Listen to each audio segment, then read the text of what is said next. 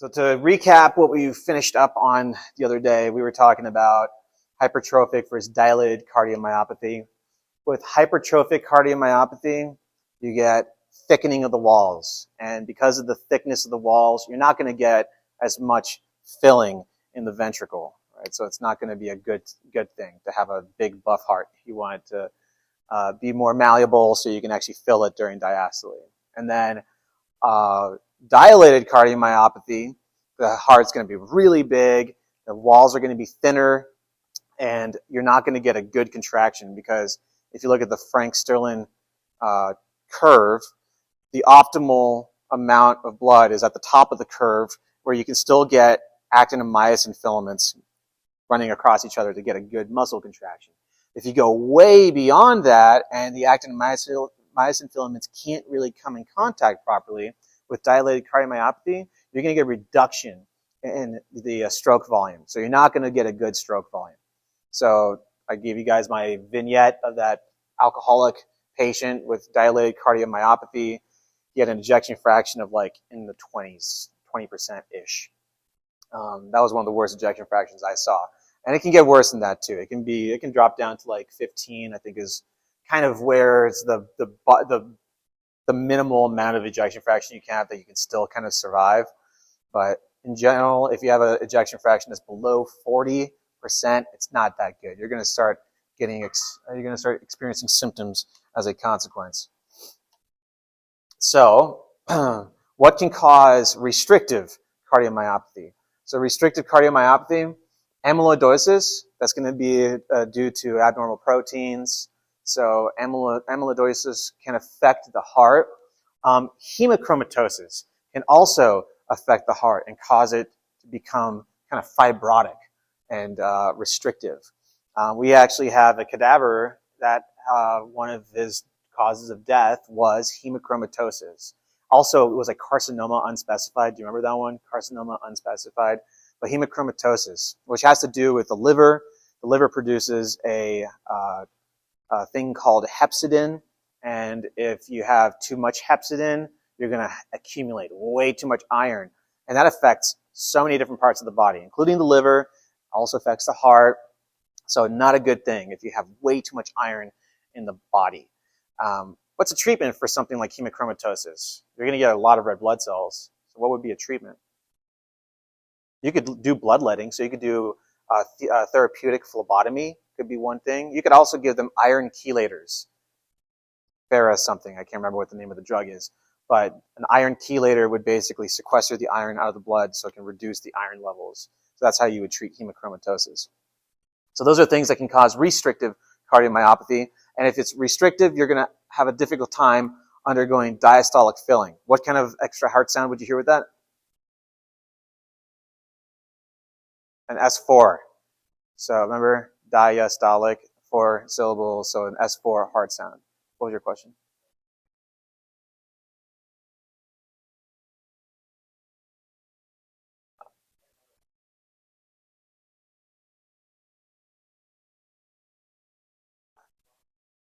Type 2 diabetes. I have absolutely no idea. I don't know. I don't know if there's a correlation between diabetes and hemochromatosis. I don't think there necessarily is. I don't know. I know hepcidin is going to be the major thing with the liver.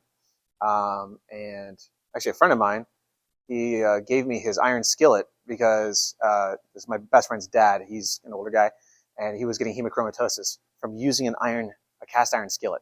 So you can get that from too much dietary iron as well. So that's one thing to keep in mind with those types of patients. I don't know if there's a correlation between that and diabetes, though. I don't think there is. I might be wrong about that, though. All right. This is the Frank-Sterling law of the heart.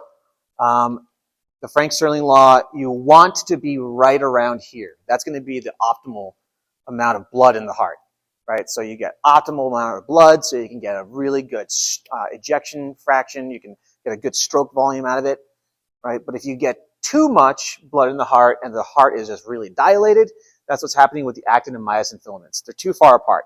You're not going to get a really good contraction. So you're going to get systolic dysfunction. And so with dilated cardiomyopathy, what kind of heart sound are you going to hear with that? An S3 heart sound.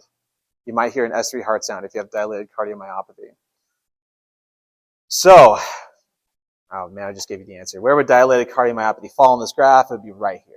Right? You have way too much stretch. What about hypertrophic cardiomyopathy? It's going to be on the other side, right? So hypertrophic cardiomyopathy, you're going to get not enough blood into the heart. So the heart's not really going to stretch out much, right? You can get that with hypertrophic cardiomyopathy. You could also get that with like a fibrosis, right? So restrictive cardiomyopathy can also cause that too. All right, so let's do a little case presentation. Let's read this together. So we have a young lady, 35 years old. She comes to the ED. She has chest pain. Over her heart, over her chest, she says it's crushing. It's 8 out of 10. It hurts. It's radiating to her jaws, to her arm. Auscultation reveals that she has an S3 heart sound. So S3 would be a systolic type dysfunction. She has ST elevation. She has elevated troponins. Her cholesterol is normal. She has no risk factors of coronary artery disease. Her angiogram shows the vessels are normal, but she has a dilated left ventricle, and because of that, she has a low ejection fraction. And the patient learned that her husband of 15 years left her for a younger woman. So, what's going on with this patient? Heartbroken?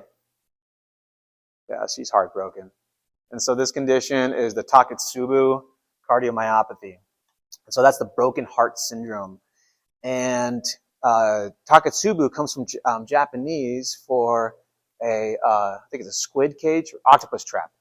It's an octopus trap. And so if you're fishing for octopus are really cool and smart. So I have a hard time eating them, but they are pretty tasty.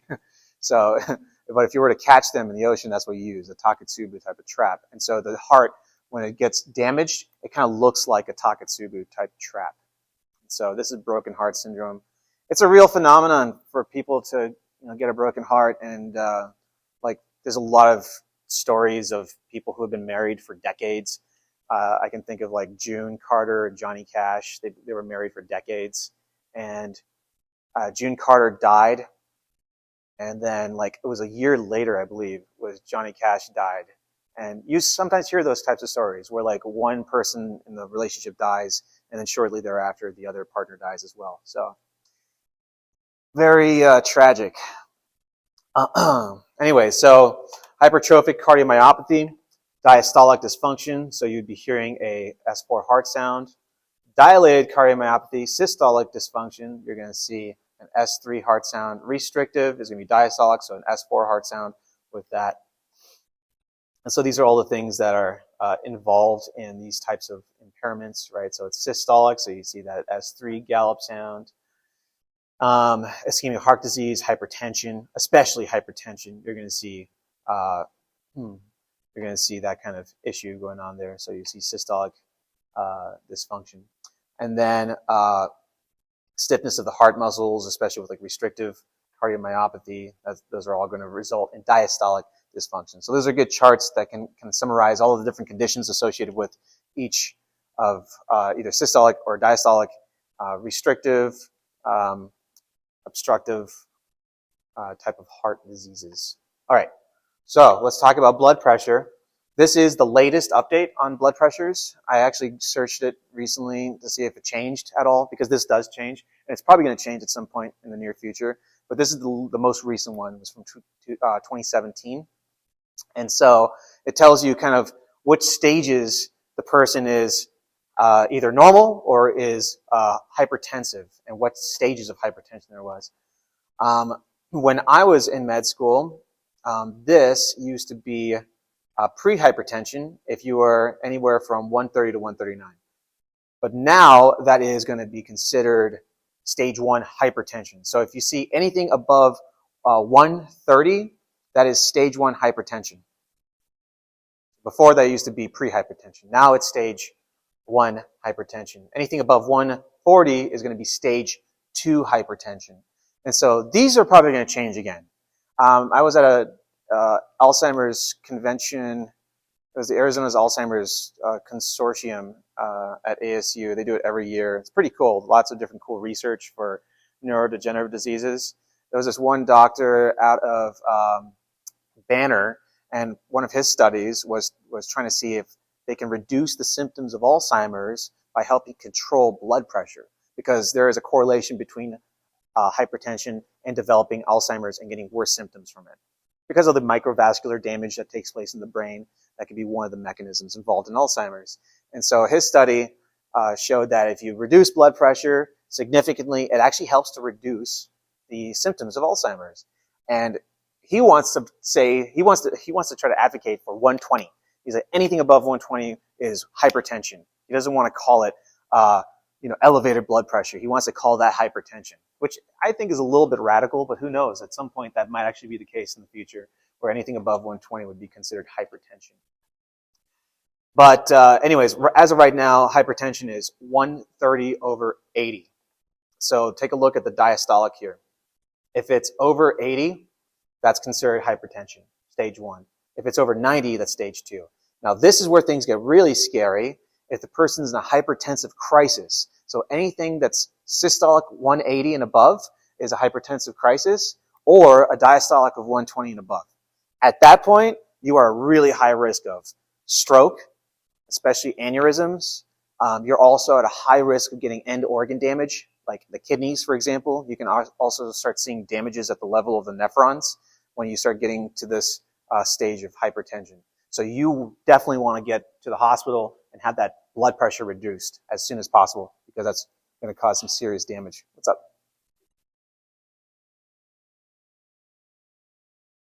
Who determines these numbers? It's just like big, maybe the cardio, what's this called? The ACC, American College of Cardio, Coalition. I don't know what it stands for, but it's like something cardiovascular, like association of some sort. So they come together and they, kind of reconsider their guidelines. They reconsider the standards and things like that. Basically, yeah, exactly. It's same thing with my background is more into psychiatry. So the American College of Psychiatry, they would come together periodically, and they would restructure the DSM, which is the Diagnostic and Statistical Manual of Mental Health Diseases. And so now we're on DSM-5. When I was in med school, we were on DSM-4. And then when I was starting to do my clinicals, they had just switched to DSM-5. And so things like that happen periodically, where they just completely change things. Sometimes some things stay the same, but then sometimes things change. So I think that this is probably going to change at some point as well. But who knows? We'll see. Yeah, if you're in psychiatry, yes, you have to be familiar with the new DSM, because the thing about the DSM, it helps you diagnose disease, but it also helps you code it for billing purposes. And so it actually has the little ICD 9 codes in there as well, so you know how to code things for insurance and billing. And then you have to be familiar with that. So if you're a cardiologist, you have to be familiar with all the changes in blood pressure and other standard procedures and stuff. So depending on what field you're in, you're going to have to be familiar with those guidelines. So medicine is ever evolving. Things are always changing. So why do you get hypertension? Age is one thing. The older you get, things don't really work as well as they used to, especially with elastic fibers. You have a reduction of elastic fibers, not just in your skin, but also in your blood vessels as well. So you don't have as much elasticity, and so that can help contribute to hypertension. African Americans tend to run a little bit hypertensive. Diabetes, of course, atherosclerosis, obviously, stress, sodium, kidney disorders, all those things are going to contribute to hypertension. But there's also idiopathic type hypertensions too. So essential hypertension, that just means that the person sometimes you don't know what's causing it. It's idiopathic. My best friend, he's a little bit younger than me. He's been hypertensive for years. Family history of it, and no one knows what exactly it is. I mean, it could be the fact that he drinks and smokes a lot, but other than that, whatever he does, it doesn't really help bring the blood pressure down. His dad also has hypertension. It just runs in their family. So some people just have it in their family. And then if you have other sort of lifestyle risk factors, that of course is going to contribute to it too. But family history is going to be the main thing that's associated with essential hypertension or primary/idiopathic hypertension. Could also involve maybe the renin-angiotensin-aldosterone system. Angiotensin, of course, is what causes vasoconstriction, angiotensin 2. And then also you get the release of aldosterone, which can help increase sodium levels. That can increase your blood pressure. Atherosclerosis, of course, is one of the major risk factors here. But then secondary hypertension, you can actually see what's causing it. It's identifiable. So kidney failure is going to be really common in that, right? If your kidneys stop working, what happens? You're retaining fluids, right? So your overall blood volume goes up. And so that's, of course, going to cause hypertension as a consequence. So these are all the things that contribute to sodium in hypertension. So the renin, angiotensin, aldosterone,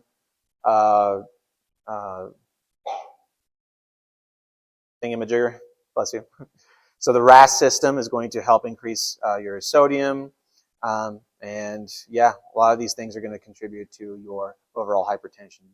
Dietary intake of sodium obviously is going to increase your blood pressure. So if you have blood pressure, a high blood pressure, try to consume a low sodium diet. That's like one of the easiest things you can try to do. Or you could take meds too. And, you know, here in America, and I think, you know, it's kind of a common theme in Western cultures, is that we just like a quick fix. And so we like to just give a drug to a person instead of addressing the underlying cause. So you can be like, you know, eating French fries all day and have hypertension, but then you'll just take like a beta blocker or something. And, you know, good, right? That's great. I found family medicine to be very frustrating because a lot of family medicine has to do with like hypertension and diabetes. And I would have patients all the time. I'd be like, what's your diet like? And they'd be like, and I just eat a lot of fried food and stuff. It's like, but you know, you have hypertension, so maybe you should stop doing that. There was a lady I remember distinctly. I was like, what's your diet like? And she was like, you know, I try to keep it balanced. I'm like, okay, cool. Do you eat vegetables? And she's like, oh yeah, yeah. I'm like, cool. What kind of vegetables do you usually eat? She's like, oh, potatoes. I'm like, oh, okay. How do you prepare your potatoes? She's like, oh, I fry them. And I'm like, okay. Stop it. And just like terrible blood pressure, you know, just like diabetes and all sorts of stuff. It's really hard to control lifestyle choices, right? Because, you know, it's hard to tell people what to do. And then you kind of come across as like being finger wagging, and then patients don't like you. What's up?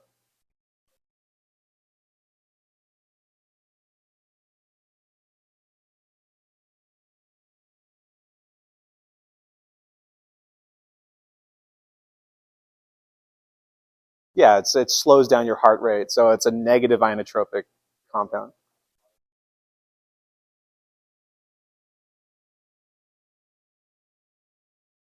No, they're good. Beta blockers are very safe.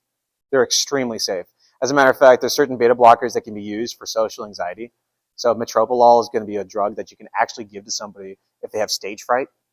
And actually, when I was doing psychiatry, my rotations, my supervisors, all the residents, were joking about how they slipped a beta blocker into their colleague because they knew that he was very nervous. And so gave him a beta blocker before a really important presentation. And they told him later on what they did. But I wouldn't recommend roofing your colleagues with a drug. But I helped him, I guess, you know. It's like a good type of roofing, I guess. Anyways, so beta blockers are really safe drugs. You know, lots of people are on beta blockers. If you have hypertension, the benefits outweigh the risks, and the risks of beta blockers are very minimal. I guess the biggest risk would be like getting too low blood pressure and being hypotensive. But being hypotensive is better than being hypertensive, unless you're passing out, of course.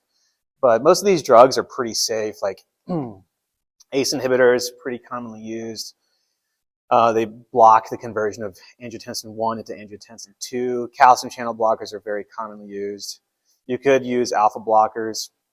The beta blockers are really commonly used. Metoprolol, labetalol, atenolol, all those LOL drugs, the LOL drugs, those are all very commonly prescribed. And they're good drugs. But I would really encourage patients to change their lifestyle a little bit, right? Exercise more, eat balanced diet. If they smoke cigarettes, tell them to knock it off. So those are things that you can try to tell people to do. But of course, like I said, we like our quick fixes when it comes to Western medicine. So generally speaking, they're just going to go on a med, and that's about it. Metabolic syndrome. What's metabolic syndrome? Metabolic syndrome is something that increases your risks for cardiovascular disease as well as type 2 diabetes. Metabolic syndrome is kind of like a catch-all term for these things over here. So if you have a waist circumference that's pretty big, that's going to help contribute to metabolic syndrome.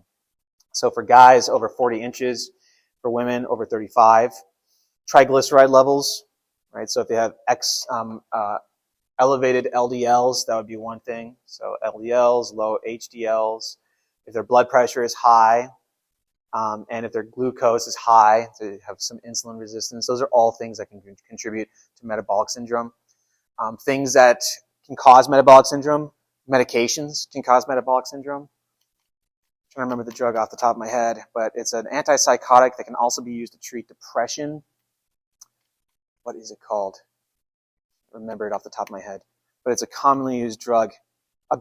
Not Abilify. Is it Abilify? It might be Abilify.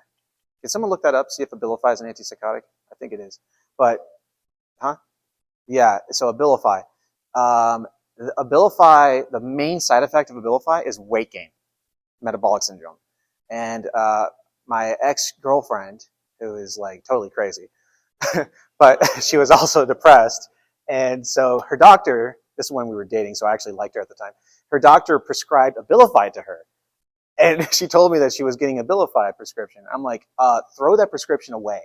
Because what's one way to get a young girl even more depressed is like get her to gain more weight. And so metabolic syndrome is a common side effect of a lot of meds, especially psych meds.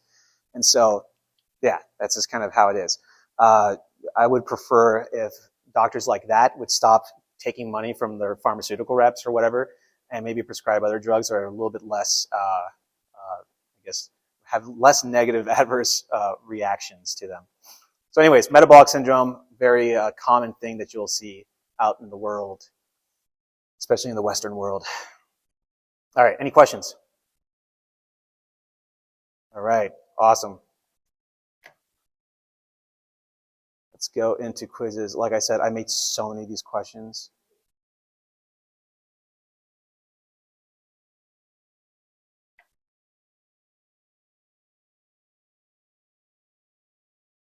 If it gets to be like too long, I might cut it a little bit shorter, and then we'll continue on to part 3. But let's bang through a few of these questions, and you can tell me whether or not you want to do the rest of them on your own, or if you want to keep on doing them in class. I'm cool either way.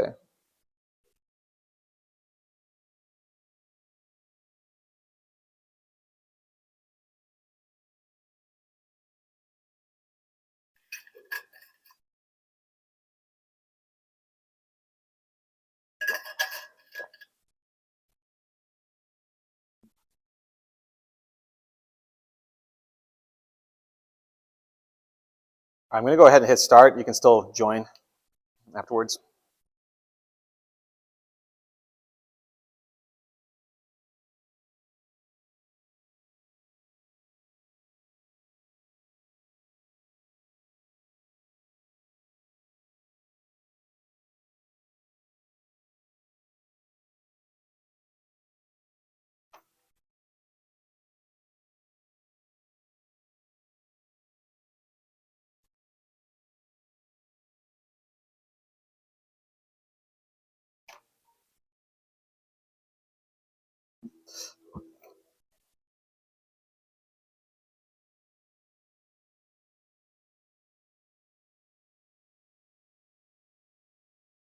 All right.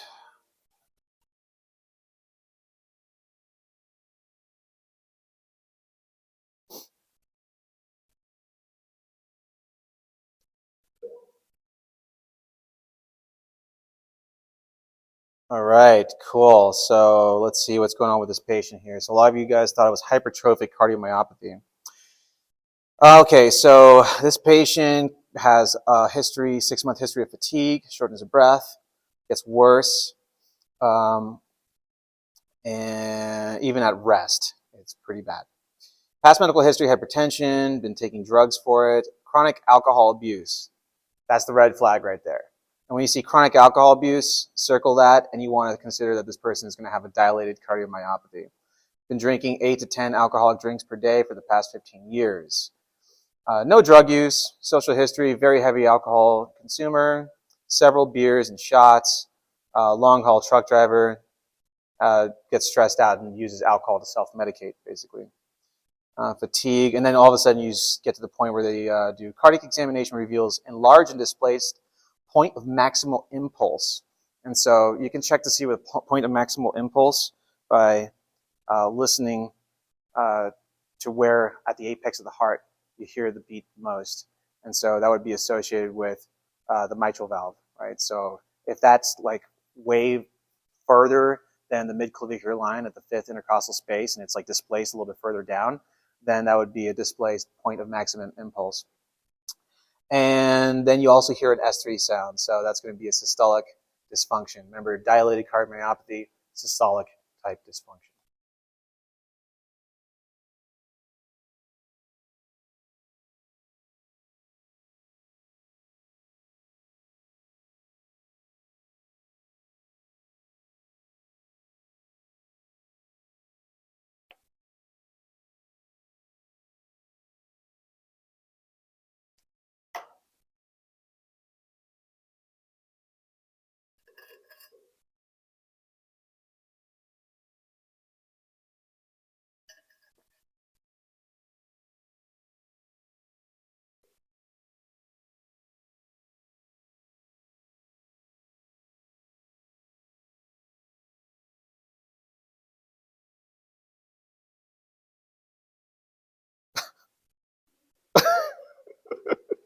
I've never seen that before.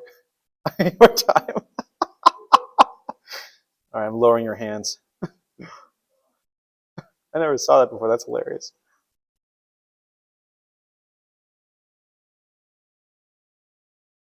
All right, so which of the following would cause a systolic murmur? All right, so systolic murmur during systole.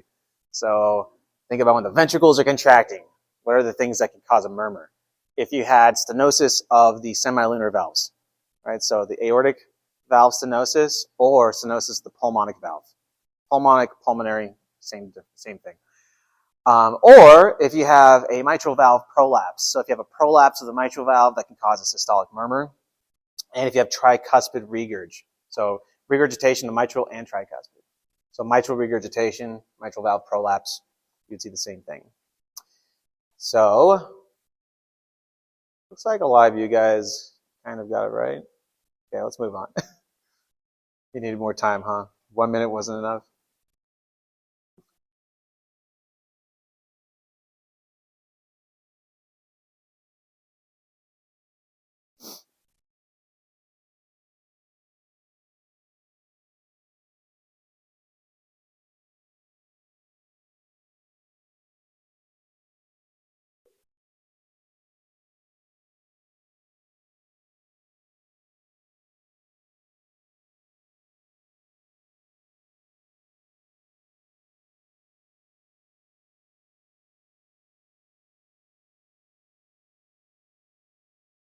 Oh, come on. This question's not that hard.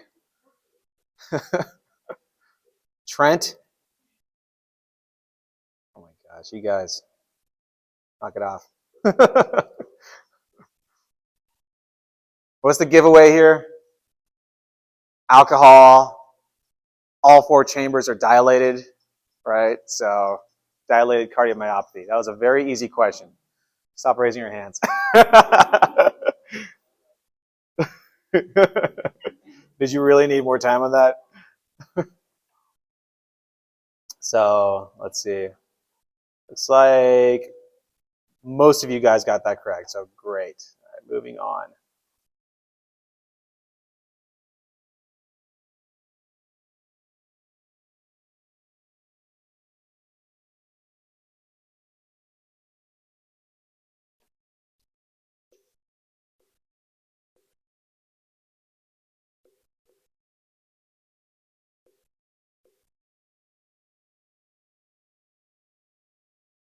So we're going to talk about this in more detail when we get into the third section of cardiology.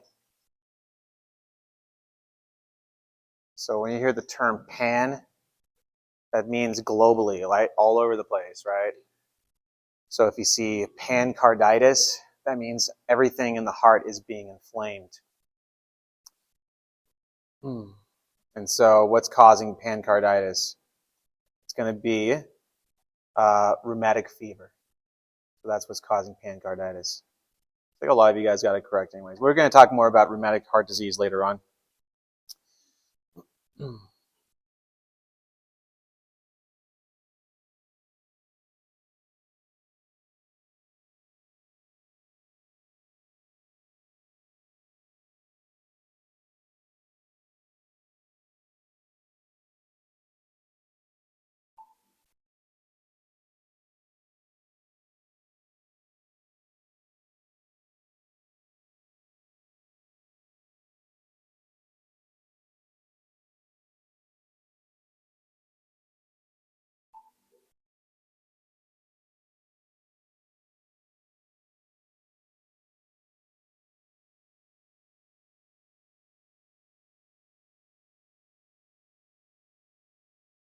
So definitely remember my mnemonic, that all physicians take money. So if you're listening at different parts of the chest to see which valves are corresponding with that. So that was talking about the sound at the fifth intercostal space, midclavicular line. That's going to be the mitral valve. And so that would be mitral valve regurgitation. So it was a systolic type murmur. So holosystolic murmur, that means it's throughout all of systole between S1 and S2. And you heard it loudest at the apex of the heart. And what's the apex, right? The base of the heart is where you have the atria. The apex is the very tip, kind of inverted. So the apex is where you hear the mitral valve. Okay? So that's why it would be mitral regurgitation. The click on this question, you don't always hear a click, but you can hear a click with mitral regurgitation. You can also hear a clicking sound with aortic stenosis too, but that might have thrown you off a little bit. But yeah, it's good to know where you'll hear different heart sounds.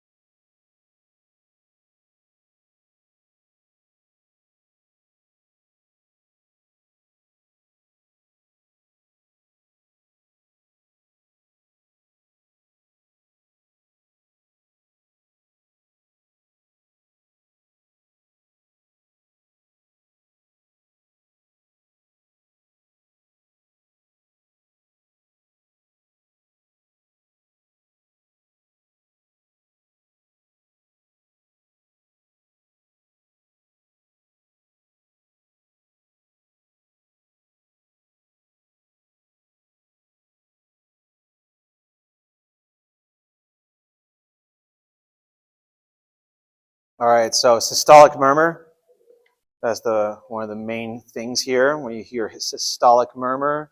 And then what's at the right side of the sternum. So second intercostal space on the right side, that's going to be the aortic valve. And aortic valve stenosis, you can hear a crescendo decrescendo type systolic murmur. So good, you guys got it, narrowing of the aortic valve. Cool. Move on.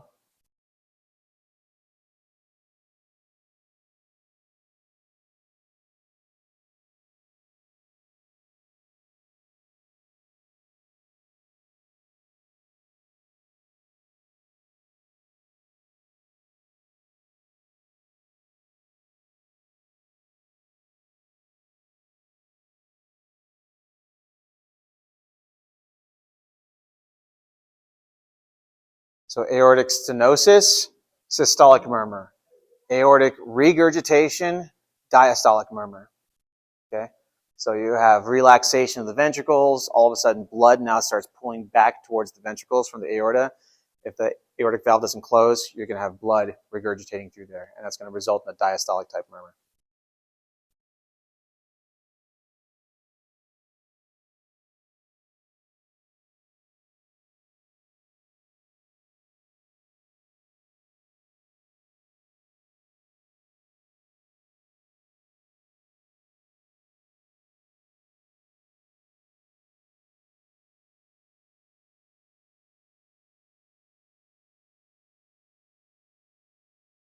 that you?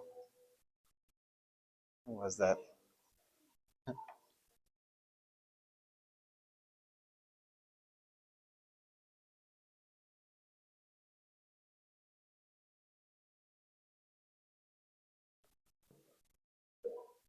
Lower all hands. All right, mitral valve stenosis. So mitral valve stenosis. Mitral valve regurgitation would give you a systolic murmur. So that would cause you a systolic murmur.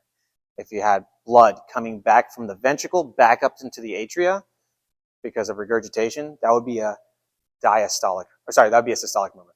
Mitral valve stenosis would be a diastolic murmur. Did I just turn that around? So mitral valve, if you have mitral valve stenosis, right? So while blood is going from the atria into the ventricle, the narrow passage during diastole is going to cause turbulence. I think I said that straight. That one I said straight. The one before I don't think I said straight. What's up?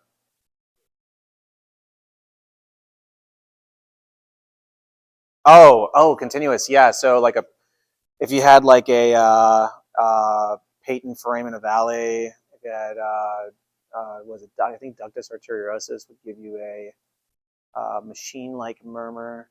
So there's different like continuous murmurs that you hear throughout diastole and throughout systole. So that's what a continuous murmur would be. I am not going to test you on any continuous murmurs. So just know your systolic and diastolic murmurs. So that would suffice. I think it's a patent. Yeah, I don't remember exactly which ones would cause those continuous ones. But yeah, diastolic murmur, stenosis of the mitral valve. You could also get that with tricuspid stenosis too.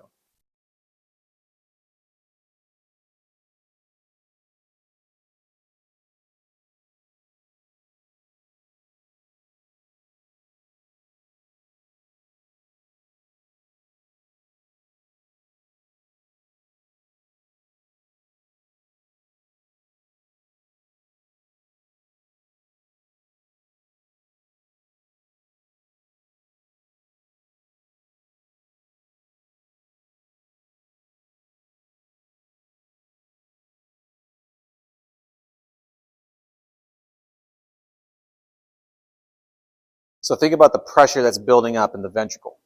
If you have a very narrow opening and you have a really hard time pushing blood through that narrow opening, you're going to have backup in that chamber, and the chamber is going to have to start pumping really hard against all that pressure. And so aortic stenosis is going to affect the left ventricle, and it's going to hypertrophy the left ventricle. So you're going to get a big buff left ventricle pushing up against all the extra pressure in the aorta. You would not see right atrial dilation in aortic stenosis.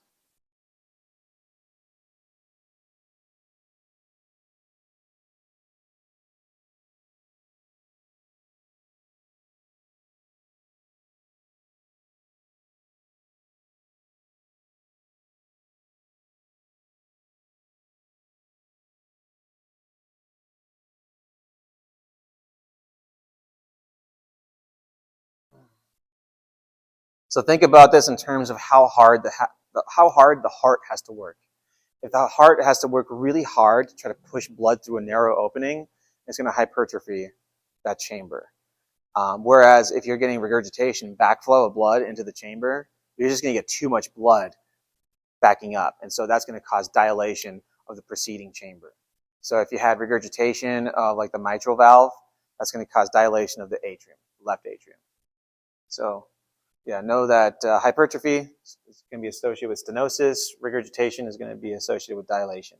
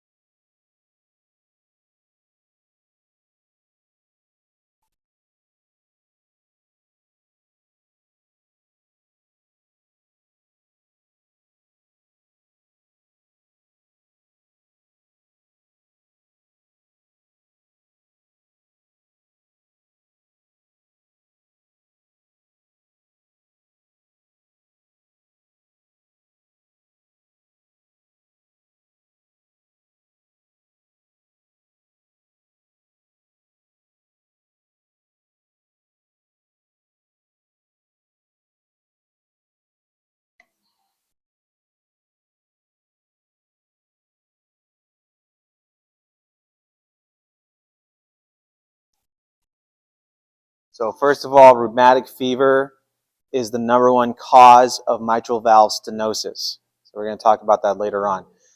Mitral valve stenosis. The story with this patient that can give you even further indication that it's going to be mitral valve stenosis is because down along the vignette here, it talks about a diastolic murmur. Okay, what do you get with a diastolic? How do you get a diastolic murmur? Mitral stenosis would be one thing that can cause that. If you had mitral valve prolapse, that would be a systolic murmur, okay, because now you're having blood rushing back into the left atria during ventricular contraction, so that would be a systolic murmur. What's up? Snap sounds like literally like the movement of the valves can cause that. So if you had like a atrial, if you had mitral valve prolapse, sometimes you'll hear like a clicking sound, snapping sound. If you have aortic stenosis, as the aorta is like getting pushed apart, that can also cause like a little clicking type sound. So, but the key takeaway with this is diastolic murmur. And mitral valve stenosis is the biggest thing in rheumatic heart disease.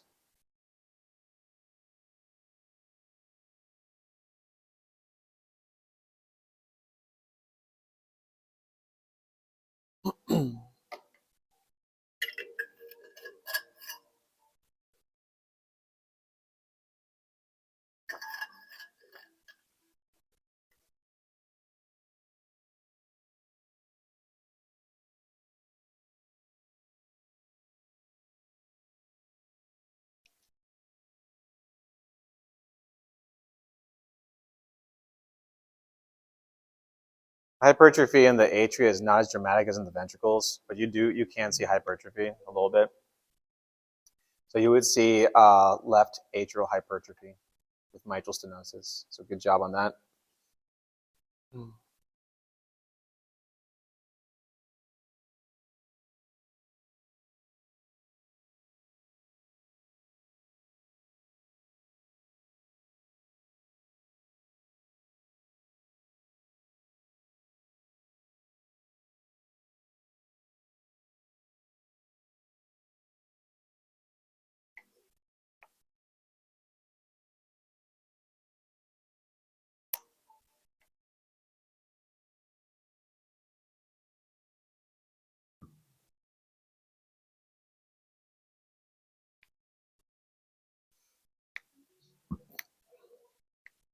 So what's happening with a stenotic aortic valve?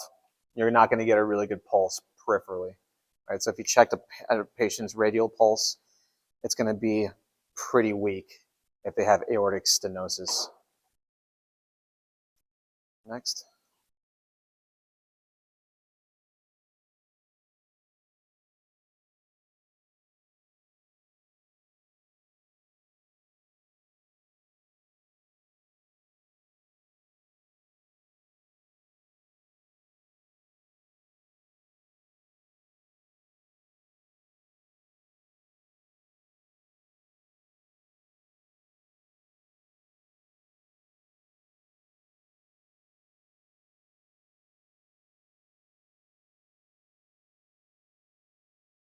So because of all that extra blood that's going to be being remained within the ventricle, you're going to get a bounding pulse. So aortic stenosis, you get a weak pulse.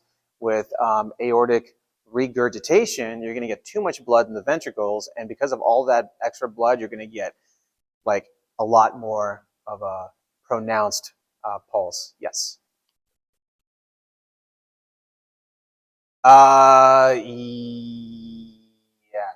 Yes, it would cause a widening pulse pressure, whereas aortic stenosis would cause a minimization of the pulse pressure. So, great question.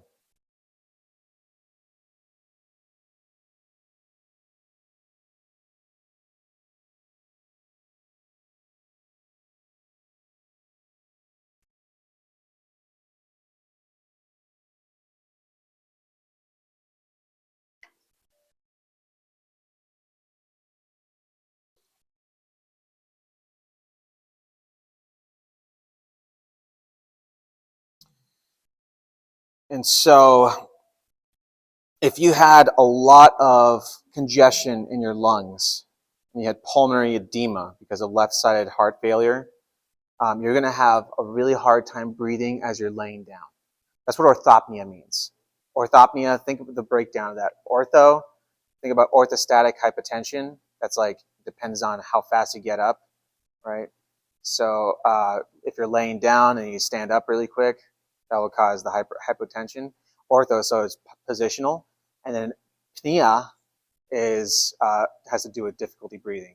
So think about like sleep apnea, right? That's going to be difficulty breathing when you're sleeping. So let me kind of brushed over this when we went through that section. So let me actually go back. I actually just recently included a link as a guy kind of describing what's going on with orthopnea. So let me play that real quick here. Today we are going to understand the difference between dyspnea and orthopnea. Dyspnea means it is the difficulty in breathing or shortness of breath. Whereas orthopnea means it is the difficulty in breathing whenever the person is lying down. Or else we can say that orthopnea means it is dyspnea when lying down. Thank you for watching. Subscribe for more such videos. Love that guy. So cool. So that's orthopnea.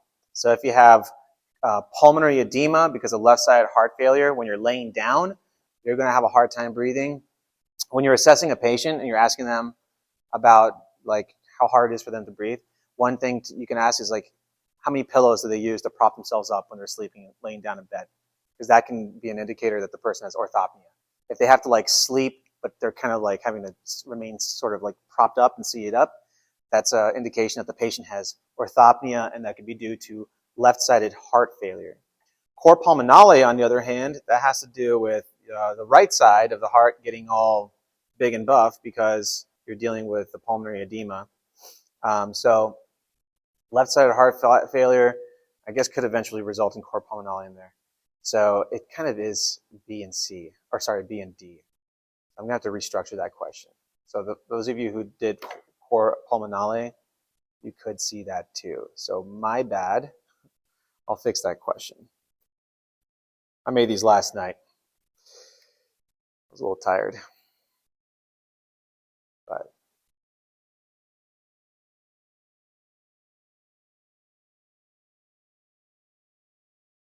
yeah, it is more right-sided. But the thing is, you could start getting cor pulmonale as a consequence of left-sided heart failure. So over time, it could eventually turn into right-sided heart failure too.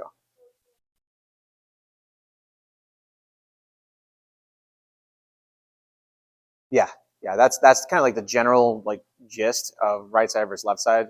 Left side heart failure, pulmonary edema. Right side bilateral edema in the extremities. And then left-sided heart failure can eventually turn into right-sided heart failure. But if it's left-sided at first, then you're only going to get orthopnea. But then over time, you could develop cor pulmonale. So that's just, that would be a longer-term progression of the disease. So this would be the first thing. I'm going to restructure this question. I say the first thing the patient would experience would be orthopnea. Over time, you might start seeing cor pulmonale, and then with cor pulmonale, you could also see bilateral pitting edema. So, yeah, definitely. Yeah, that's like full blown, like both sides of the heart are involved. So yeah, that's not a good situation. That would be like late stage heart failure.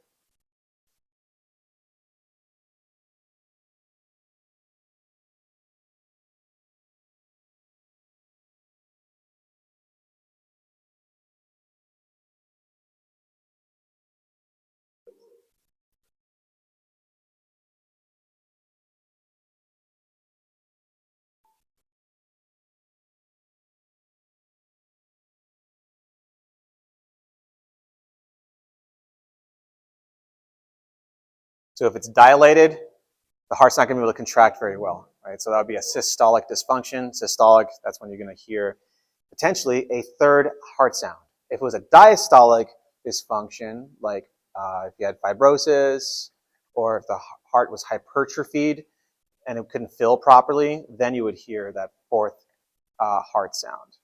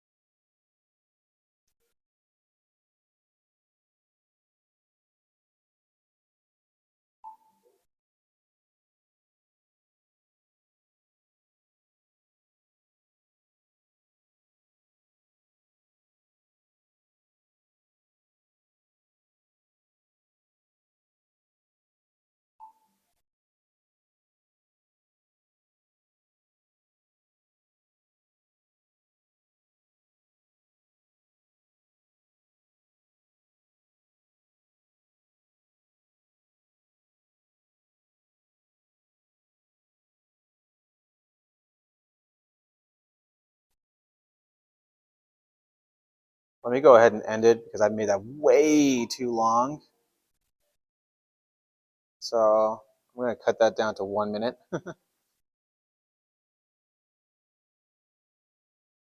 4.5 minutes is too much. You guys are my guinea pigs when it comes to these. Whoa, okay. Maybe 1.5 minutes was the right amount of time. You can, okay, let's see, systolic murmur. Yeah, so a systolic murmur. So think about where your heart sounds are, right? All physicians take money, okay? Systolic murmur at the right upper sternal border. That's up here. That's all. That's aortic valve, okay? So aortic valve stenosis on a systolic murmur is going to cause what?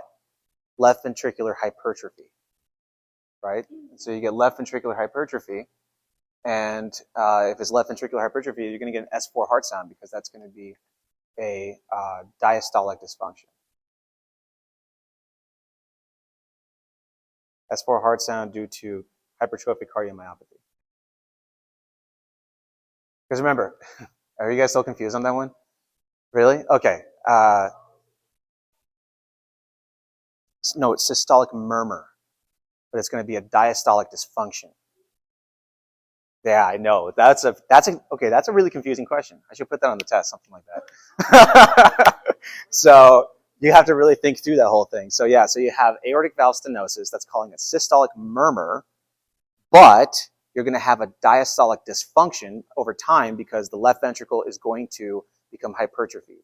And hypertrophic cardiomyopathy causes a diastolic dysfunction. And with a diastolic dysfunction, you get an S4 heart sound. Does that make sense now? I still see some confused looks. Yes, no, maybe so. All right.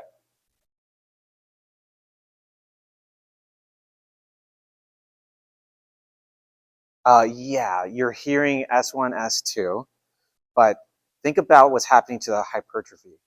If you have hypertrophy, associate that with S4 heart sound. And hypertrophy is going to be a result of stenosis. So aortic stenosis causes left ventricular hypertrophy. Hypertrophy is going to result in a diastolic dysfunction. Diastolic dysfunction is going to cause an S4 heart sound. Maybe I won't put a question like that on the test. So, are we good on that one? Can I move on? You guys understand that? Whoa, that was I didn't anticipate that was going to be as tricky as it actually was.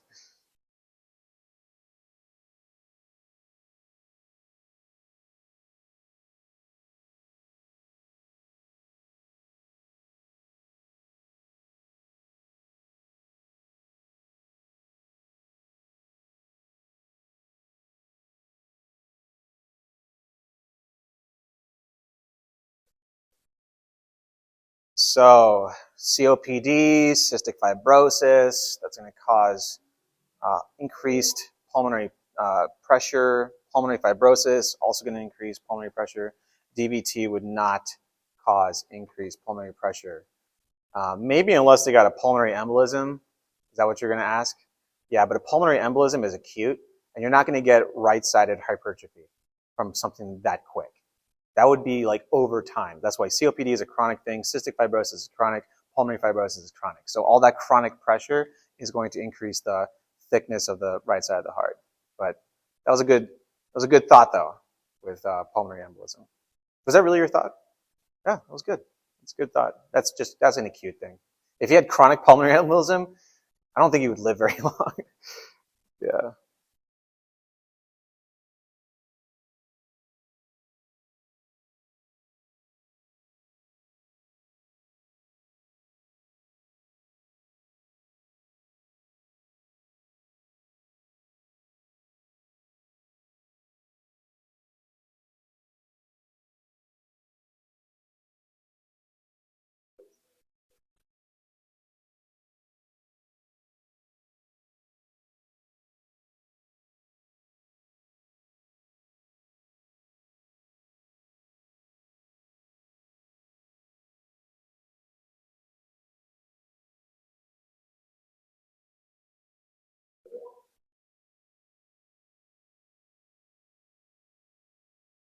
Hmm. Ventricular septal defect would not cause sudden cardiac arrest. When you hear sudden cardiac arrest, you're always, I want you to, for a young person, she's 18 years old, right? For a young person, I always want you to associate that with hypertrophic cardiomyopathy. Okay, so that's like the key giveaway. Young, healthy individual, no past medical history, no other risk factors whatsoever, suddenly drops dead when they're like doing exercise or sports or something like that. I want you to associate that 100% with hypertrophic cardiomyopathy. Ventricular septal defect, you might get like, maybe you might get a thromboembolism from that, perhaps, but that's about it. Are we good on that? Oh, ask me afterwards.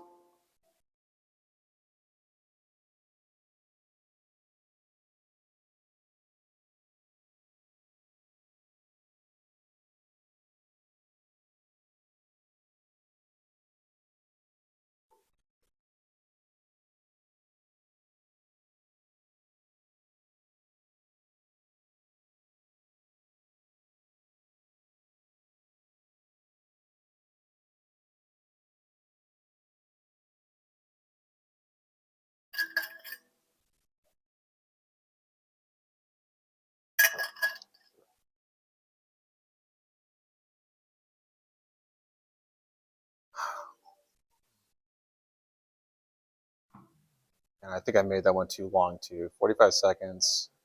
Was it perfect? All right, so I'm going to make it 30 seconds then.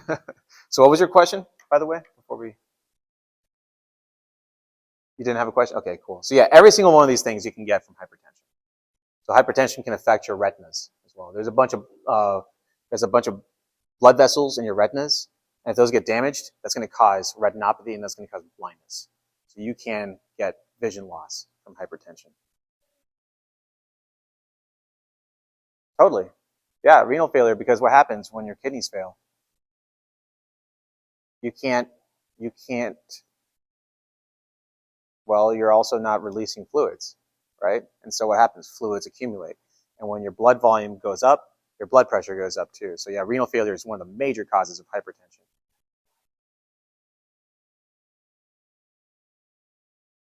Oh, hypertension can cause renal failure. Yeah, so hypertension, because you're getting damage at the nephrons, that can cause hypertension too. So yeah, it's like kind of cause each other, sort of. So yeah, absolutely. If you get glomerulonephritis, damage to the nephrons, any of that is going to cause renal failure over time. And if you get to stage 4 renal failure and you have to go on dialysis, right? You have to go on dialysis to get the fluids removed and all the waste products removed. Yeah, you're not going to be able to filter out your blood. You're going to have, that's why people who have renal failure, they can't drink water. They have to like do ice chips and stuff to like try to keep themselves hydrated, but they have to radically minimize their fluid intake because they can't get rid of fluids. And they go to dialysis, 3 times a week, 4 hours sessions. It's horrible. It's really, really horrible. So yeah, great comments, great questions. All right, let's do one more. And then we'll continue.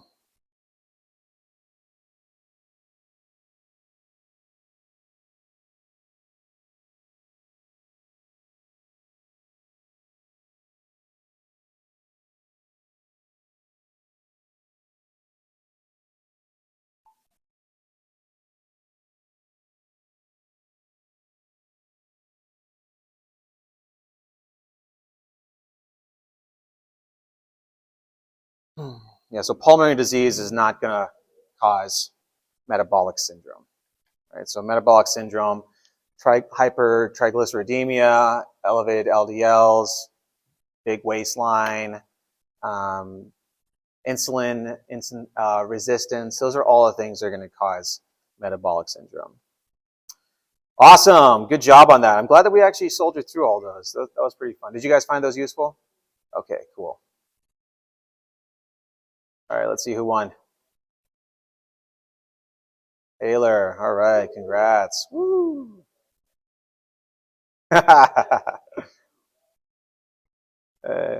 good to get an ego boost every now and then, right? All right.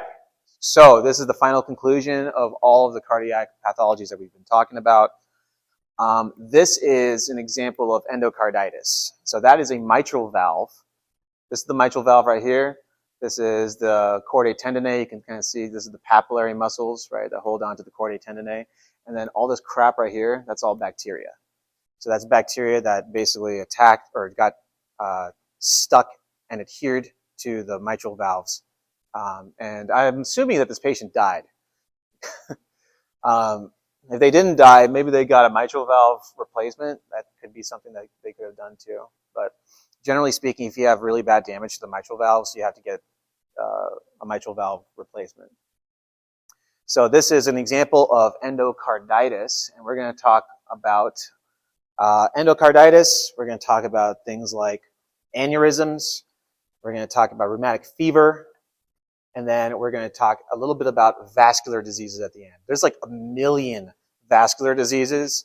The only ones that we're going to talk about is Buerger's disease, some people refer to as Berger's disease, giant cell arteritis, thrombophlebitis, and things like that. But there's going to be a couple slides that you'll see where it has like a huge list of all the different types of vasculitis. There's so many, it's ridiculous. So I'm not gonna expect that from you guys. That's like med school level stuff. But let's start with aneurysms. So there's three major types of aneurysms. These ones over here, saccular or berry aneurysms, those are going to be ones that especially happen in this region of the brain, the circle of Willis. And in the circle of Willis, you can get aneurysms in any of the little vessels in that circle of Willis. Actually, I should have asked Dr. Jackson to let me borrow his he has a 3D printed circle of Willis that has a bunch of little aneurysms on it, so you can kind of see what it would look like.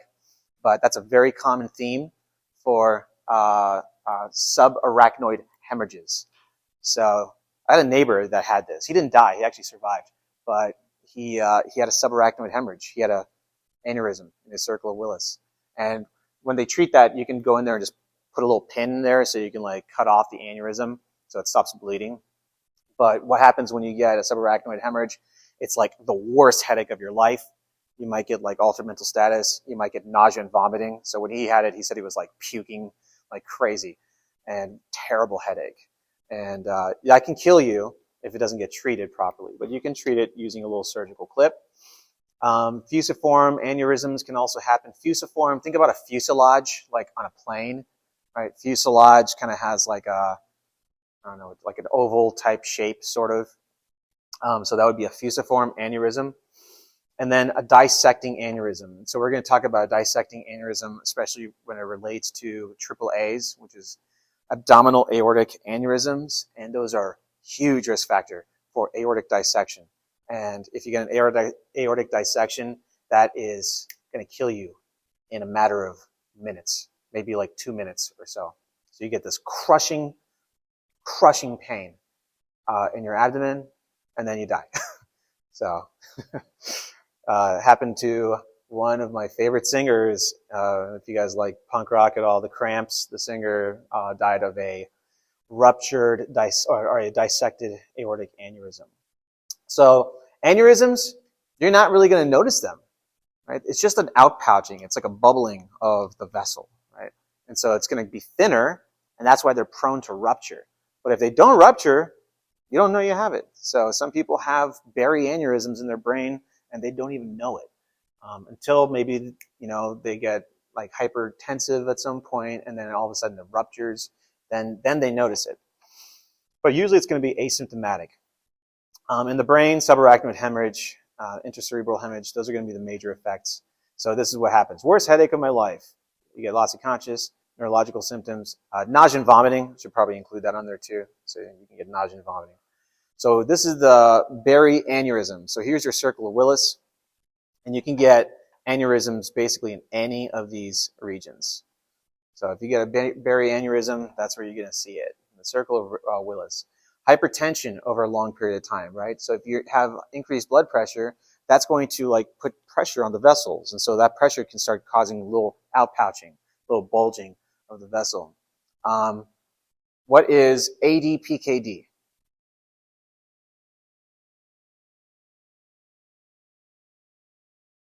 ADPKD is autosomal dominant polycystic kidney disease. And you almost had that? Okay, good. Autosomal recessive polycystic kidney disease, those kids usually die very young. Whereas autosomal dominant, it presents itself in later adulthood. So like in their 40s is when they start noticing things happening. They'll start getting these really big abdominal masses that they can feel. They'll start getting flank pain. They'll get costovertebral angle tenderness, all that stuff. They'll also get hypertension as a consequence. And if you have autosomal dominant polycystic kidney disease, you become super hypertensive. I wish I could bring these organs into this class, but we have a bucket of organs in building 1. And I usually show it to my BME students. We have one that's a polycystic kidney disease specimen. It's amazing because it's super, super rare. But we have one. We got it from one of the cadavers years and years ago. I think it was like 10 years ago or so. So we still have that. Cocaine, obviously, coke is going to increase your blood pressure. So it's a positive inotropic type compound. Whenever you have elevated levels of dopamine, dopamine is going to be a positive inotropic compound. So all of these things can cause berry aneurysms, and they can cause the rupturing of berry aneurysms as well. When you do get a ruptured berry aneurysm, all these things can happen, right? You get some neurological symptoms. You can get increased intracranial pressure, and yeah, that's subarachnoid hemorrhage. So you can do a CT scan. You want to reduce their blood pressure, and then you want to use one of those microvascular clips to be able to stop the bleed. Cerebral arteriogram, they're very cool, super pretty. But with this, you can test to see where the person might have an aneurysm. This person has a massive aneurysm coming off of their, these are internal carotid artery. Know my anatomy correct here, but that's a huge aneurysm. That thing is like a ticking time bomb, just ready to go pop. And so yeah, this is a brain of a person who obviously died from a ruptured berry aneurysm. That's the aneurysm sac. It's deflated there, but that used to be filled with blood, and then it popped, and now you got a subarachnoid hemorrhage. And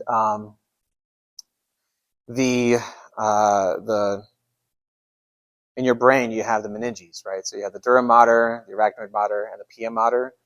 Subarachnoid hemorrhage, that's where you get a lot of vessels, is in the arachnoid mater. And so the blood will just basically spread throughout the brain because that's where you have cerebral spinal fluid, and you have a lot of blood vessels in those areas too. So that's why you got a lot of blood everywhere in this picture. What's up? Oh yeah, definitely. I think that patient would, they would, if they caught that, they would do a clipping on that.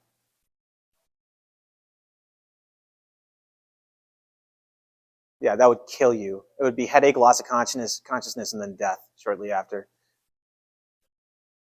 You would get, if it's like I don't think it would actually cause that much damage. You would notice that, yeah, you would notice like some sort of like neurological dysfunctions in those areas that are affected for sure. It's kind of like when you have like a pituitary tumor. You guys remember like from AMP where you had like peripheral vision loss? It's kind of like that, right? So if you have anything that's impinging on like neurons or regions of the brain, you're going to get some sort of like sign and symptom associated with that.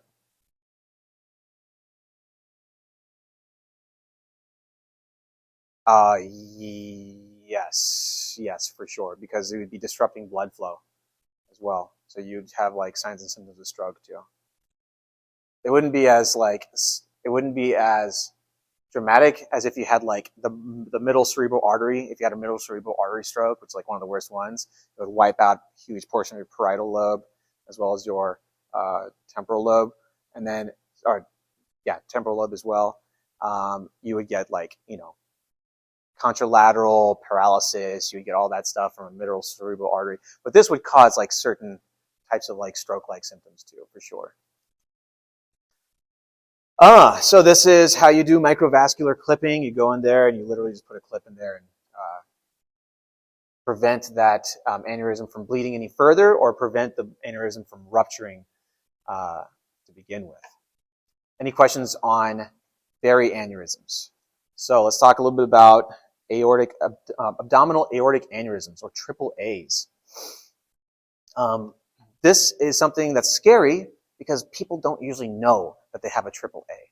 They usually get diagnosed with the triple A accidentally. It's like they're getting a radiograph done, and then the radiologist is like, oh, wow, that's really wide. It's not supposed to be that wide on the aorta. So if it is wide, you're going to have to go in there and put a stent in there so you can actually stent a triple A to prevent it from rupture or dissecting. So this is you won't see this rupture because the aorta is really thick, right? It's one of the thickest vessels in the body, and it's not going to rupture, but you will get dissection. And so what happens is layers within the endothelium start coming apart. So I think it's the tunica intima versus the tunica media separate out, and then blood pools into that spot, and then all of a sudden you get blockage, and that kills you very, very quickly. Risk factors: hypertension, smoking, all the stereotypical risk factors. Marfan's. Marfan's is a connective tissue disorder. And so with Marfan's, you get predisposed to getting triple A's as well. So that could be one huge concern for those types of patients.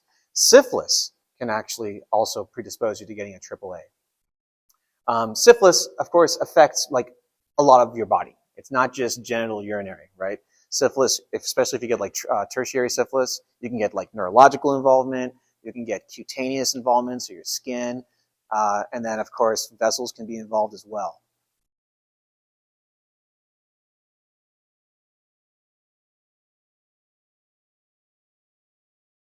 It would just stop the blood flow. The aorta is one of the most important vessels in the body. So you stop the blood flow, you're not going to get any blood flowing to organs, then you're not also going to get blood flowing back to the heart. So basically you just completely hinder the ability for blood to go anywhere. Yeah, so you block the aorta and that's it. You're done. It takes like a minute and a half, 2 minutes for that person to die.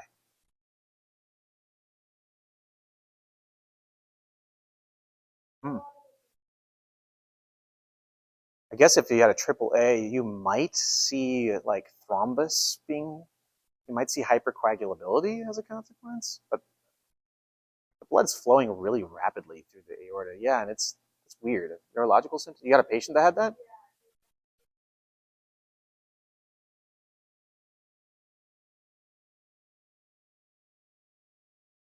Are you sure it had to do with the triple A? It might have nothing to do with the triple A. That's so weird.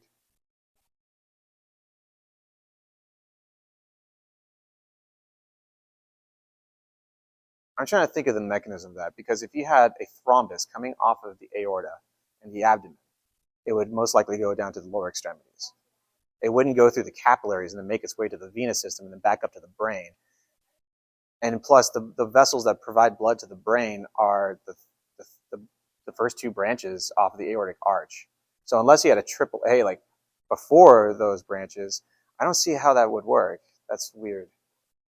Yeah, it wouldn't be a triple A. So that's really strange. I almost feel like that's incidental. That the person had a triple A and then they also had a stroke, and that was completely unrelated. I don't think that would be related.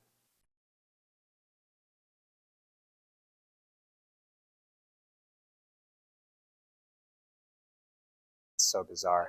I don't know how that worked, but I'd like to read the case report on that to be sure about that. But anyways, usually asymptomatic, except I'm going to show you a little fun video. You get massive pain in the abdomen, it radiates to the back, anxiety, nausea, vomiting, and diaphoresis, tachycardia, shock, death. Right? That's the progression. So yeah, you die really rapidly. The bigger the aneurysm, the bigger the risk factors. Diagnosis: CT scans, MRIs, abdominal ultrasound is a good way to do it as well. You want to treat it with drugs that reduce blood pressure, so beta blockers. If the person smokes, tell them to knock it off. And then you want to do a stent. And you can put a stent in there, and it can help prevent rupture of the triple A. So let's watch a little video here. This is kind of crazy.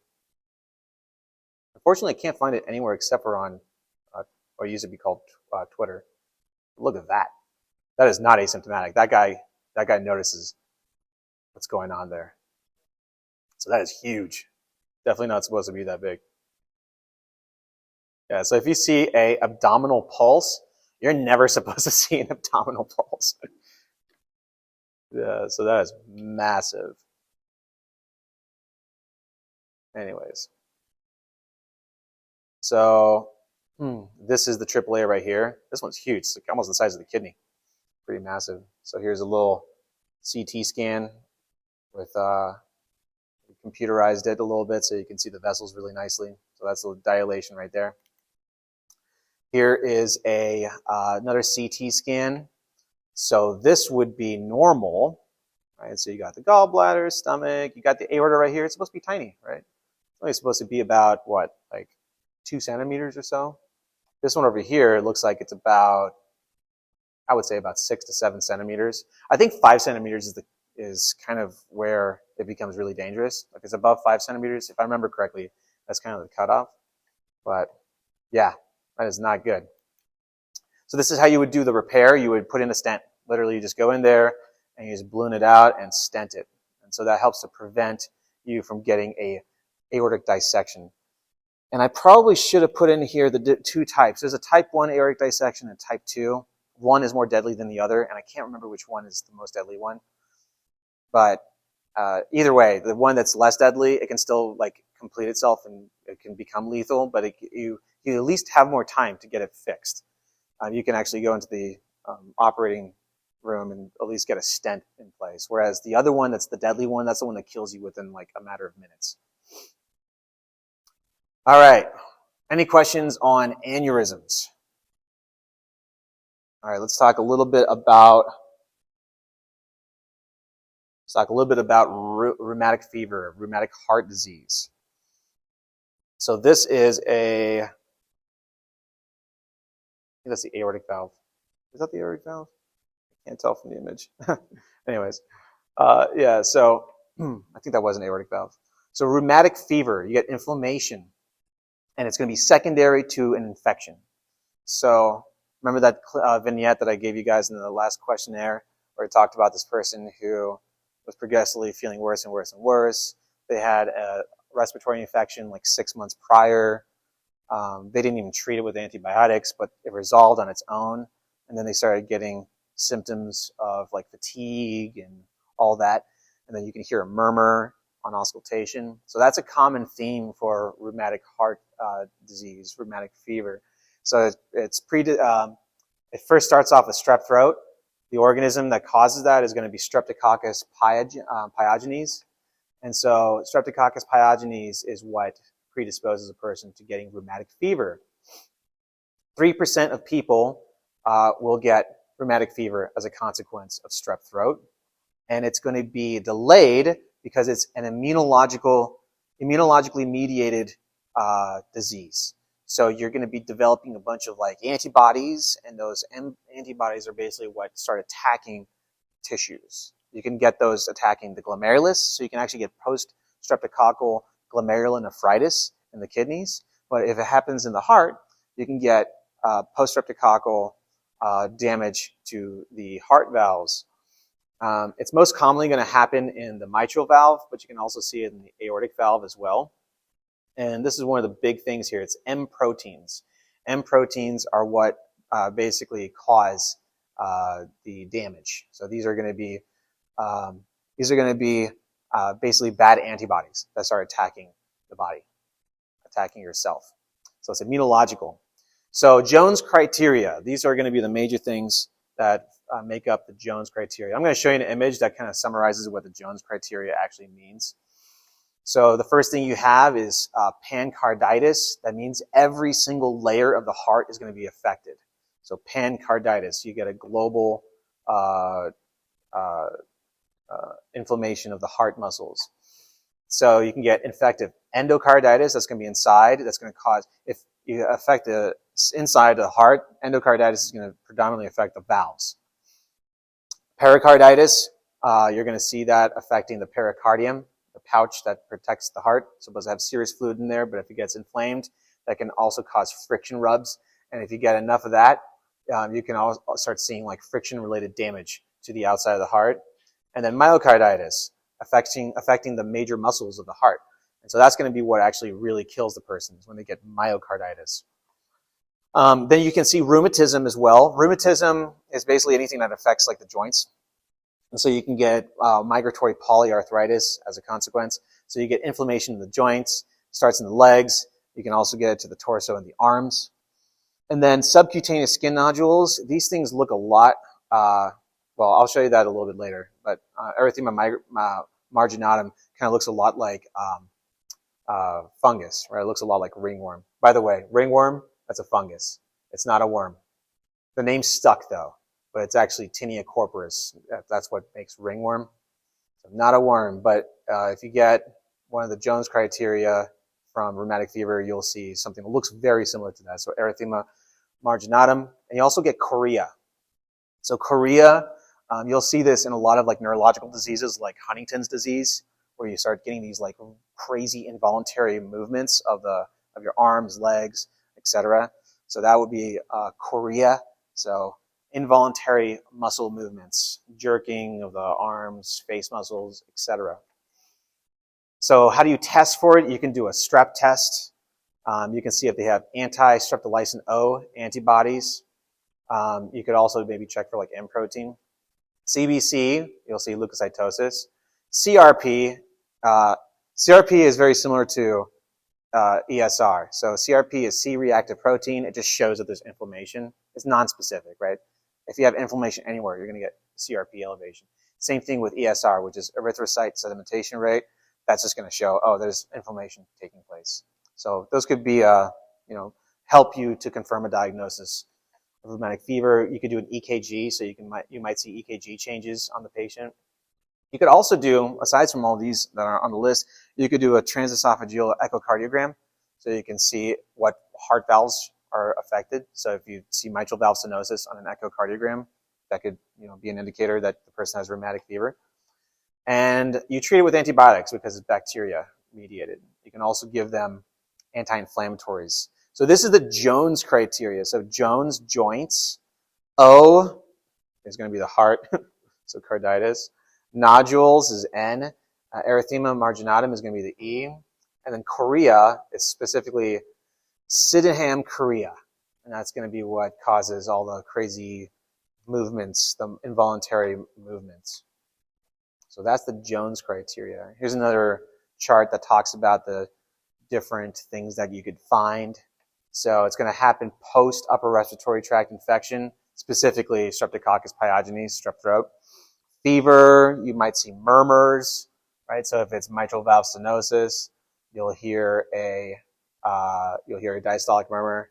If it's aortic stenosis, because it can affect the aorta too, you'll hear a systolic murmur. And then these are the major criteria. Those are the Jones criteria. And then minor criteria is going to be all the stuff that's involved in the inflammation. So CRP, ESR, fever, etc. All right. So let's move on a little bit. So that's rheumatic fever. And then we're going to talk about endocarditis later on in more detail.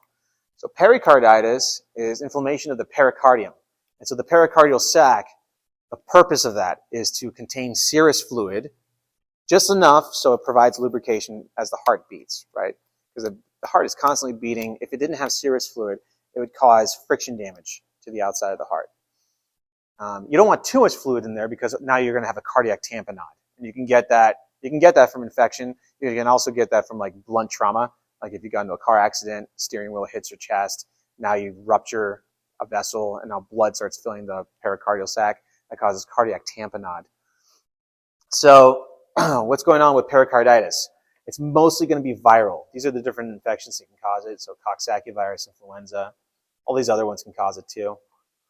You can also get it from cancer. You can get it from surgery. You can get it from radiation. You can get it from a heart attack. If you have lupus, SLE can cause it. RA is rheumatoid arthritis, and trauma can cause pericarditis. Pain is going to be seen during breathing. If it's affecting the phrenic nerve, remember the phrenic nerve is what allows for what? Breathing, yeah. So the phrenic nerve innervates the diaphragm. So if it affects the phrenic nerve, you might get pain radiating to the back. You might see fever if it's infectious, shortness of breath, obviously. And then pericardial effusion. With a friction rub, friction rub is if you have just the inflammation, without additional fluids. So once you get a pericardial effusion and you have a lot of fluid in there and you start getting like cardiac tamponade as a result, then it's not going to cause friction rub anymore because now you have lots of fluids there. But if you have inflammation of the pericardium and not enough fluid in there, that's going to cause a friction rub, and that can cause damage to the heart. What's up? Sorry? Oh yeah, everything would be like squished. Everything would be, yeah, cardiac tamponade. You would see reduction of electrical signals. Oh yeah, definitely, because the heart. Think about the cardiac sac, right? So you have the cardiac sac or the pericardium, and then if you have lots of fluids in there, the heart is going to be like really constricted. It's going to have a hard time filling up, so it's not going to be pumping as much blood as it otherwise would. And so, yeah, you would feel that on the pulse. You would feel a very faint pulse as a consequence. And on EKG, you're going to see like reduction in all the electrical signals. And pericarditis, I told you I was going to show you an image of that. You're going to see global changes on EKG. So you're going to see like ST elevations like across the board on an EKG with pericarditis. So I'll show you what the EKG looks like in a second.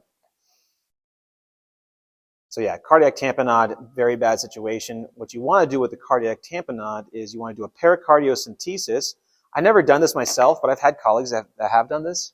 They go in there with a little tiny needle, and you want to go in just far enough so that you can remove the fluid, but not too far where you puncture right through the ventricle. Because if you puncture through the ventricle, now it's going to bleed out even more, and it's going to worsen the cardiac tamponade. And so you take a needle, you go in, I think it's like the fourth intercostal space is where you go in. And you can do it ultrasound guided as well. So here's a little video on pericardial centesis.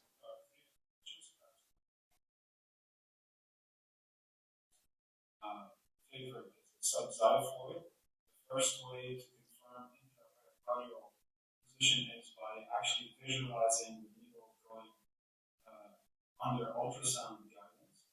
That's the first way. Usually a large abdominal probe. Some people don't use the ultrasound. Some people literally just go in there and do it. So you want to be safe and use an ultrasound if you can, but if it's like if it's an emergency, you don't have an ultrasound handy, sometimes you just have to just go for it. So. You can see here the thoracic wall and the right pericardium, and you can see that needle by ultrasound. The second way is definitely fluoroscopy. You can see the course of the wire, which is the puncture wire, kind of contour the silhouette of the heart instead of going up to the third way is contrast injection through the micropuncture dilator. Fourth way is hemodynamics. We want to make sure we're not by connecting to the pressure transducer. Fifth way is the old-fashioned way of connecting alligator clip of EKG and ST elevations, which mean that the myocardium. And finally, my favorite way is the agitated saline injection through the micropuncture dilator, so that you can sheath. All right, that's getting way too wonky and way beyond the scope of this class. So that's a pericardiocentesis. You can also give the patient anti-inflammatories. If you were to do an EKG, which I'll show you in a second, you're going to see global changes on EKG. So you're going to see ST elevation. And then on chest X-ray, you're going to see a water bottle shaped heart. So really big, right? So that's the pericardial sac just completely full of fluid. And you can imagine how difficult it is for the heart to be able to beat when you have that kind of issue taking place. So this is what the EKG would look like. This is from a previous, from like, I think when we first were going over EKGs on part 1. So that you see basically changes everywhere, right? So you see ST elevation globally. So you see it in lead 1, you see ST elevation, you see it in, where else, lead 2, not really so much lead 3. You see it here in, let's see, V6, V5. So most of the leads are affected. Here's another image of what that looks like. So all the leads are going to be affected. So you see lots of elevation. All right, any questions on pericarditis? Cool. All right, so let's talk about infectious endocarditis. That was that image that I opened up with. So that's all the bacteria that accumulated in the valve leaflets. This is the organism Haemophilus parainfluenza. Lots of bacteria can cause that. So like Enterococcus faecalis can cause it. IV drug users, sometimes they'll get like bacteria from their skin getting into their blood system. So you can see this with like staph as well. You can get staphylococcus causing endocarditis. So lots of different bacteria can colonize the valve leaflets. And it's especially a high risk if you have any sort of like underlying heart problem too. So infections of the endocardium, bacterial vegetations on the heart valve, and then that causes heart valve damage. And so if you get that heart valve damage, you could see regurgitation, murmurs, things like that. And then staph and strep are going to be the major organisms that cause this. But you can get other organisms too, right? So it can be like the other picture I showed you. It could be Enterococcus faecalis. It could be Haemophilus parainfluenza. Causes, dental procedures. Back in the day, before we started becoming more concerned about antibiotic resistance, dentists used to give their patients antibiotics all the time. Anytime you would do like a routine dental procedure, they would give you antibiotics for it. The big concern about what's going on in your mouth is that you have lots of bacteria in your mouth. You have strep, all sorts of strep in your mouth, especially strep agalactiae, which is strep mutans. Strep mutans is the one that causes dental caries, tooth decay. But you have what else? Strep pyogenes, you have strep pneumo, you have lots of different types of strep in your mouth. And if you have really bad dentition and your teeth are gross and you don't like keep up with your oral health, if that bacteria gets into the bloodstream, that can colonize your heart valves. And so that's why dentists used to always give their patients antibiotics. But we don't do that anymore now. Dentists will only do that if a patient has an underlying heart condition. Prosthetic heart valve would be one thing, or if they have like an arrhythmia, then a dentist might give the patient a antibiotic prophylactically. But otherwise, don't give people antibiotics if they don't need it, because that's how you get antibiotic resistance, which is a huge concern nowadays. The scariest one was MRSA, those are really scary. But there's also like Neisseria gonorrhoeae is starting to become super resistant to bacteria, or antibiotics rather. Neisseria gonorrhoeae that causes gonorrhea. So imagine having a superbug causing gonorrhea that you can't treat with antibiotics because of resistance. Be careful out there, guys. IV drug use, of course, right? Because you're injecting yourself. If you're an IV drug user, you're probably not wiping that area down with, alcohol, right? You're just like going in there, maybe with a dirty needle, and then you're also introducing bacteria that you find on your skin. Normal bacteria, right? Like staph, epidermitis, staph aureus, things like that. Catheters are going to be really common as well. Rheumatic fever, of course, we just talked about that. We're going to talk about that again in more detail. Artificial heart valves. Those are all going to be some of the major risk factors. So bacteremia is a subset of sepsis. Bacteremia is specifically sepsis with bacteria, because you can get sepsis from fungus as well. So sepsis just means any sort of infection that's gotten to the bloodstream. So bacteremia is going to be bacteria. Then you get, of course, murmur. Then you might see arthritis symptoms too. And then these are some of the minor symptoms. So Osler's nose, Janeway lesions, splinter hemorrhages, and Roth spots. So these are what these things are. So if you took a fundoscope and you looked at the person's retina, you might be able to see Roth spots. Yeah, those things are really hard to use. I've probably seen someone's retina like twice.